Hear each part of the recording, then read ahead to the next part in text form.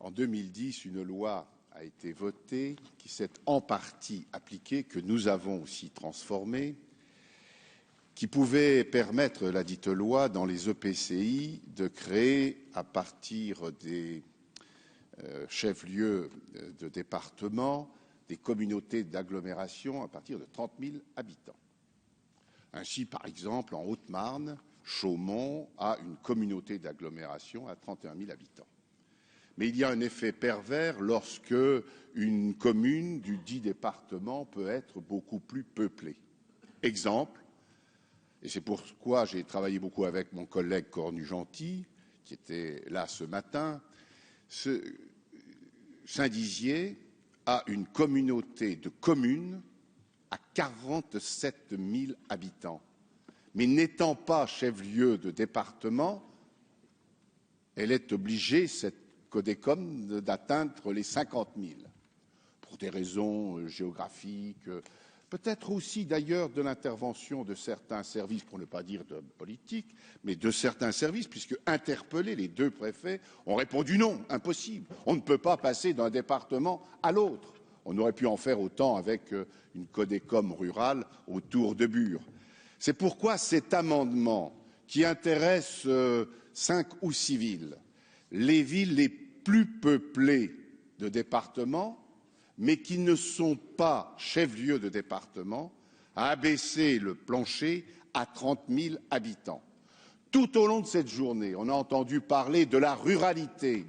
C'est une alliance entre une ville souvent moyenne et le milieu rural pour créer une dynamique de projet, pour donner une dynamique d'intercommunalité, d'établissement public de coopération intercommunale, de telle sorte qu'on puisse irriguer le pays rural. Je suis effectivement issu d'un département essentiellement rural, avec 2 villes moyennes. Et dans ce département, si, mes chers collègues, vous adoptez cet amendement, nous aurons 2 pôles forts de communautés d'agglomération. Et pour vous dire, Monsieur le Ministre, que la communauté d'agglo peut avoir une incitation à mutualiser les moyens, à coopérer pour créer des projets, Bar-le-Duc, qui a commencé à au-delà de 30 000 évidemment, aujourd'hui il y a des communes qui viennent se rassembler dans cette communauté d'agglo. Alors soyons donc pour une fois exemplaires, Monsieur le Ministre. J'arrête. Simplement, j'ai défendu ce texte sans amendement parce que dans la loi Richard, la ministre qui était à votre place n'a pas voulu reprendre le texte. Il faut que l'on prépare 2014.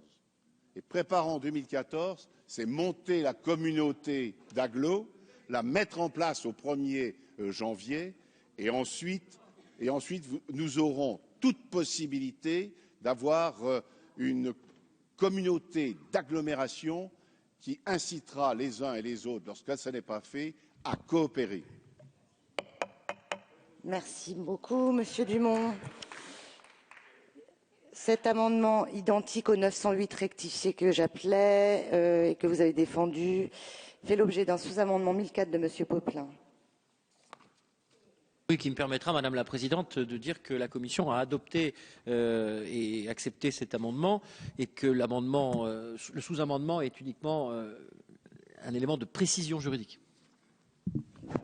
Très bien, je le mets aux voix. Non, peut-être, Monsieur le Ministre, vous allez nous donner votre avis. Oui, un seul mot pour qualifier Monsieur Dumont, la sagesse.